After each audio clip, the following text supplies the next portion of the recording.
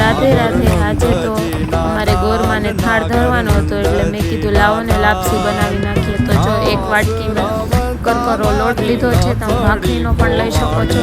પછી એમાં 2 ચમચી મોણ નાખવાનું, સરસ મોણ દેવાનું અને પછી એક તપેલીમાં મેં 1 ચમચી ઘી નાખ્યું, પોણો વાટકો પાણી નાખ્યું અને ગોળ નાખ્યો। મેં અહીંયા દેશી ગોળ લીધો છે, તમે ઓલો સફેદવાળો પણ લઈ શકો છો।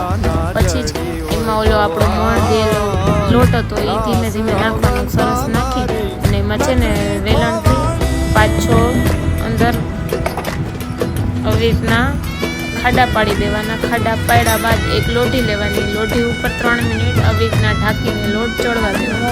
સરસ ચડી જાય એટલે એને હલાવી અને લોઢી ઉપરથી ઉતારી લેવાનું। પછી 5 મિનિટ પાછો ચડવા દેવાનો એને, એટલે આપણી છૂટી લાપસી તૈયાર છે। જો મેં છે ને ગોળમાં ને તાળમાં લાપસી થઈ હતી, તમને મારો વિડીયો ગમ્યો